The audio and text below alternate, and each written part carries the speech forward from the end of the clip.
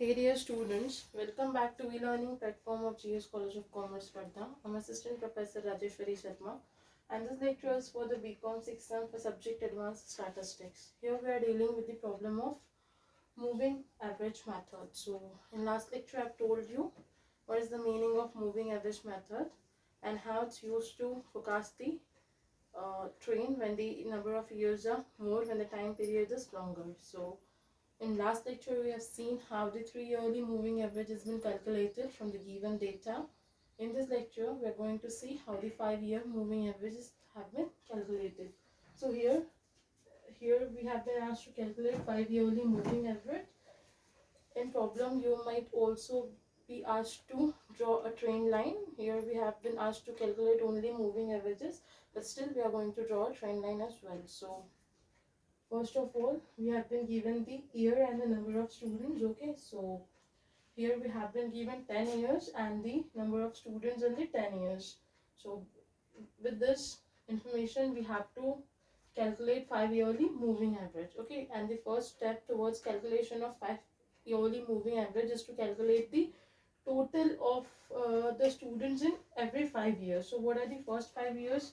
1981, 1982, 1983, 1984 and 1985. So first of all, we have to calculate the total number of students in this 5 years. So it will be 332 plus 317 plus 357 plus 392 plus 402. Okay, 402. It comes to 1800. But now the question is where this 1800 needs to be written. So it needs to be written in opposite of the middle year. So when we are going to consider this 5 years, so which one is going to be the middle year?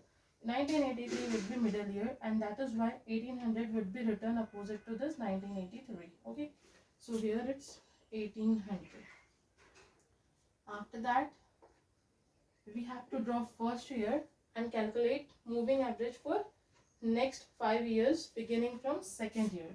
So it will be for 82, 83, 84, 85 and 86. So it will become 317 plus 357 plus 392 plus 402 plus 405. It comes to 1873. Now where this 1873 needs to be written? So these are the 5 years where the 84 is the middle year. So 1873 would be written here in opposite of 84. After that, we have to compute moving total for the next 5 years by dropping the second year. So 82 needs to be dropped and 87 needs to be taken into consideration. Okay, we have to calculate total of number of students for this 5 years. So it will become 357 plus 392 plus 402 plus 405 plus 405 plus 410. It comes to 1966. Now where this 1966 needs to be written? It needs to be written in opposite of 1985 because it is the middle year, 1966. After that, we have to drop this third year, that is 1983, and we have to consider 1988. Okay, so now we have to take into consideration the total of this 5 years starting from 84. So 392 plus 402 plus 405 plus 410 plus 427. It comes to 2036. It will be written opposite to 1986 as it is a middle year. 2036. Okay. Now we have to drop this 84 and we have to consider this 89. So that again it will become next 5 years. So now it will start from 1985. So 402 plus 405 plus 410 plus 427 plus 405. So it comes to 2049 and it will be written against 1987. 2049. Then we have to drop this 1985 and we have to consider this 5 years beginning from 1986 and ending at 1990. So let's do it for the this 5 years. Okay, so 405 plus 410 plus 427 plus 405 plus 438. So it comes to 2085. Okay, and it will be written against 1988 as it is the middle year. 2085. 2085. So this way we have calculated 5 yearly total and we have noted it down in front of the middle years, average years. Okay, now what we have to do, we have to calculate 5 yearly moving average. How do we calculate moving average? Total divided by number of years. Okay, so these are the total for the 5 years, means there are 5 numbers of year. So for 1800 it will be 1800 divided by 5. 1800 divided by 5, it comes to 360. For 1873 it will be 1873 divided by 5, so it comes to 374.6. 374.6.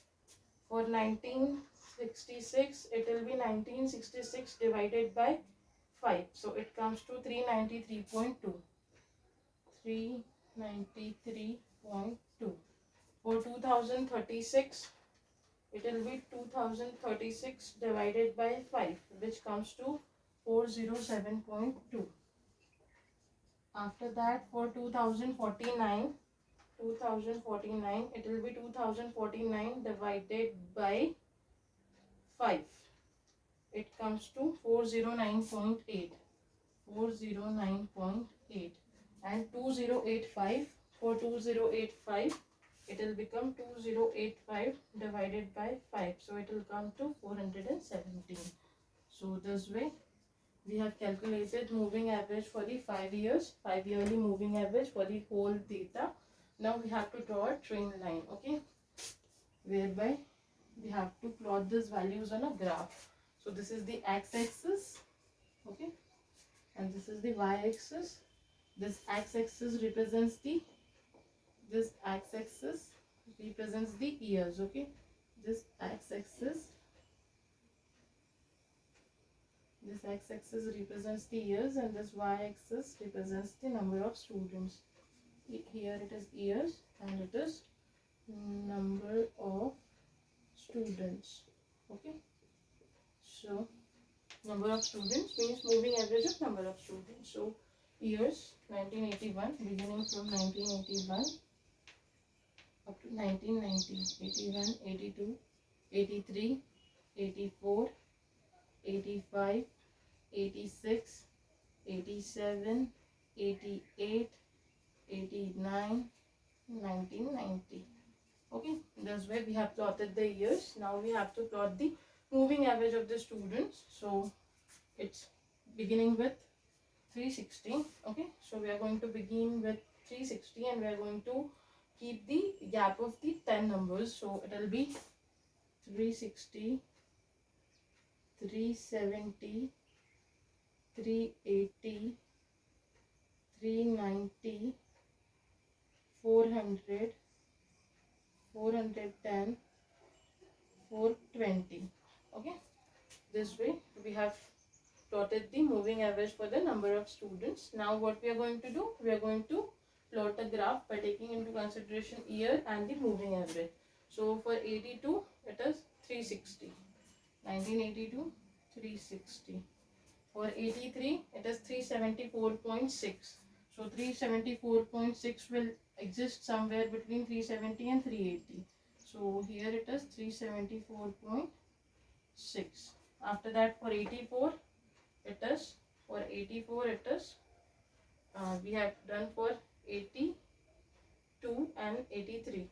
Sorry, 83 and 84 we have done for 83 and 84. Okay, for 83 it is 360. For 83 it is 360, and for 84 it is 374.6. 374.6, somewhere here. Okay, 374.6. Now for 85 it is 393.2. So 85 393.2, 85 393.2, somewhere between 390 and 400. Okay, so here it is 393.2. For 86 it's 407.2. For 86 it's 407.2. So it will come between 400 and 410. So it is 407.2. After that, for 87 it is 409.8. 87 409.8. Okay, 409.8. So it will come somewhere near to 410. Okay, somewhere near to 410. After that, for 88 it is 417. For 88 it is 417, somewhere between 410 and 420. So this way, here we have got this trend line. Okay, here we have got this trend line which is going upward. Okay, so this way, here we are done with the moving average method as well. And here I declare that we are done with the problems of the time series analysis. So for in case of any doubt, please contact me, and please go through this problem as well as go through this entire chapter for your better understanding, and keep in touch. Thank you so much.